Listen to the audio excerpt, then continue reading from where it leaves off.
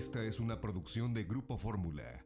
El Fondo Monetario Internacional elevó su pronóstico de crecimiento económico de México a 6.3% para este 2021.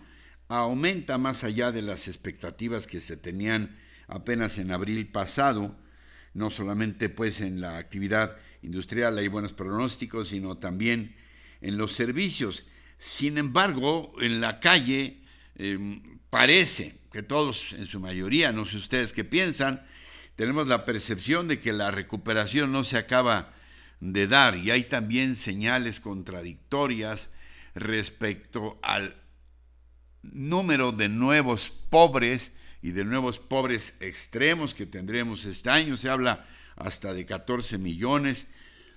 Luego se habla también de una recuperación de 90 y tantos % de los empleos perdidos por la pandemia, aunque la mayoría de ellos son empleos de muy bajo nivel de ingreso. Pero en fin, señales encontradas. En esta maraña para mí será muy aleccionador escuchar la voz de mi querido amigo Luis Miguel González, director general editorial del periódico El Economista. Luis Miguel, ¿cómo la ves? Buen día. Muy buenos días, Ricardo. Creo que haces una muy buena síntesis para empezar. Prácticamente todas las instituciones de referencia están subiendo el pronóstico. El Fondo Monetario es el último en hacerlo, o el más reciente. Pasa de 5 a 6.3 el pronóstico de PIB que hace el Fondo Monetario. Con esto quiero decir no es un ajuste menor, es un buen brinco. Tú dices, ¿con qué lo comparamos y por qué no todo mundo se siente tan optimista? Pues la primera comparación que vale la pena hacer, Ricardo, es caímos más de 8 el año pasado y un pronóstico optimista dice que vamos a crecer 6.3 o los pronósticos dicen que vamos a crecer 6.3. Eso quiere decir que todavía estamos abajo de como estábamos antes de la pandemia. Estamos abajo en el promedio y eso quiere decir que hay sectores que están mejor que antes de la pandemia. Yo diría claramente agropecuario de exportación está mejor, le ha ido bien. Las regiones que producen aguacate, berries, pues pueden decir que están en auge relativamente. Pero tenemos sectores que no terminan de levantar. Me puedo imaginar todos los negocios que vienen alrededor de los ecosistemas de oficinas, edificios, restaurantes, proveedores de papelería, pues simplemente no han regresado al punto en el que estaban antes de la pandemia, porque en buena medida la situación de alerta sanitaria impacta lo económico, pero también nos recuerda que para muchas familias la crisis sanitaria pues significó perder, por ejemplo, la persona que generaba ingresos o incurrir en gastos médicos que lo sacaron de balance. Ahora, ¿cómo avisoras? Desde luego no tienes una bola de cristal.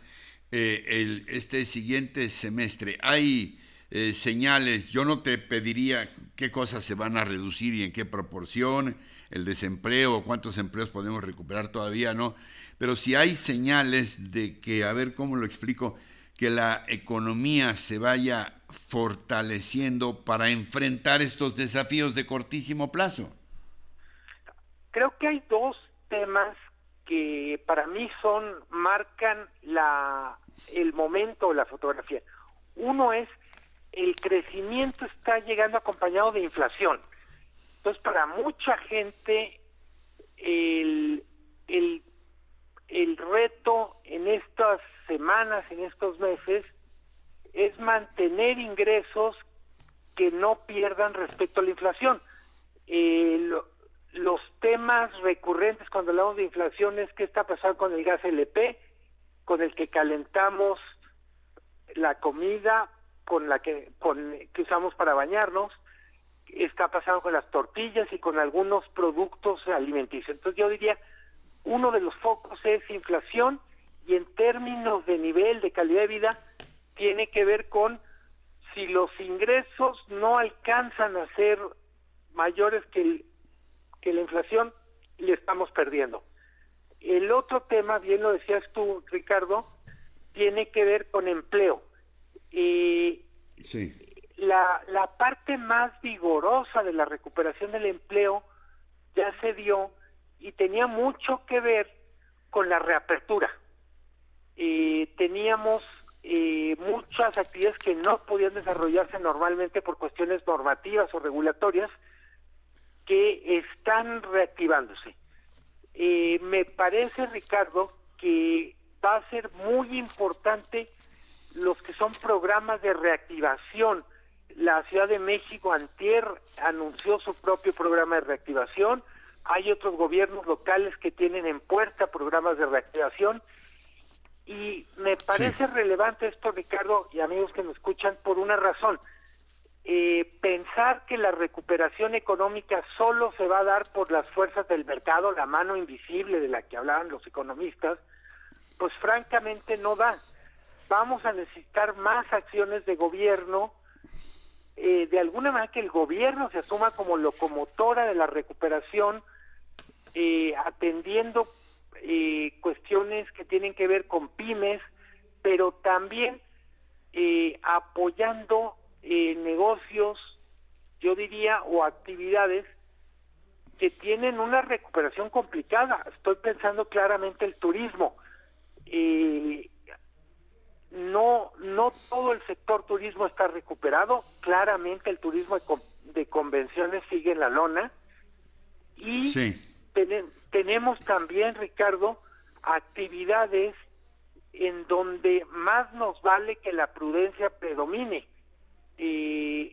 La tercera ola puede descarrilar la recuperación, no porque, literalmente, no porque tengamos ganas de tener una vida económica normal, una vida social normal. Es posible hacerlo en todos los ámbitos. Lo estamos viendo en otras partes del mundo.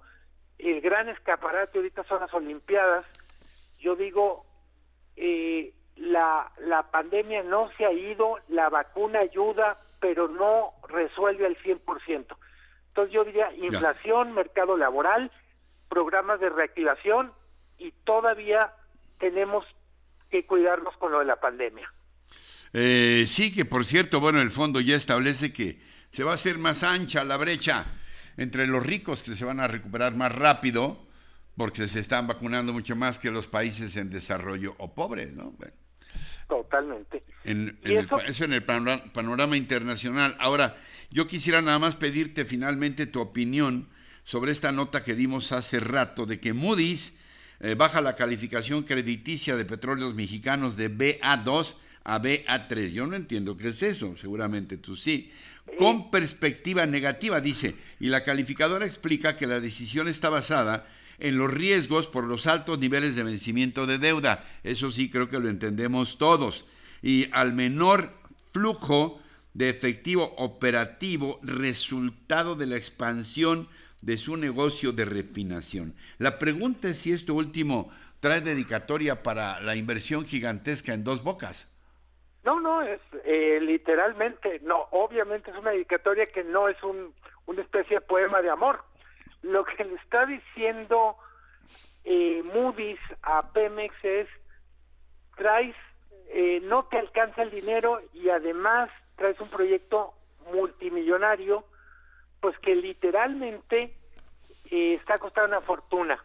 No están claros los números. En un principio se decía Dos Bocas iba a costar 8,000 millones de dólares, ya va en 10,000 millones extraoficialmente. Eso para una empresa que debe más de 110,000 millones de dólares, que es la petrolera más endeudada del mundo, pues es mucho dinero. Cuando dices no entiendo las calificaciones, olvídense los numeritos, piensen en una calificación de un alumno en la escuela. literalmente nos están diciendo, en vez de 8 tienes 6, y para cómo van las cosas, en cualquier momento te repruebo. Es exactamente lo que significa una baja en la calificación y una perspectiva negativa. Lo que Moody's insiste es, no vamos a discutir si es nacionalista o no el proyecto. Lo que queremos decir, dice Moody's, es, con los números que tenemos, el dinero no le alcanza a Pemex. Ese es el punto, Ricardo. Pues sí, es como si en una familia los están ahogando las deudas y papá quiere comprarse un Ferrari, ¿no? Sí, o quiere llevar a los niños a Disneylandia y dice, es que Sí. llevamos toda la vida soñando con que los niños saluden a Mickey Mouse. Sí, algo por el estilo. Como siempre, te mando un gran abrazo, mi querido Luis Miguel, y gracias, mano. Siempre es muy aleccionador y esclarecedor el escucharte con tu sapiencia y tu forma de expresión, Luis Miguel González. Gracias. Abrazo muy fuerte, Ricardo. Buen día. Buen día. Encuentra más contenido como este en radioformula.mx.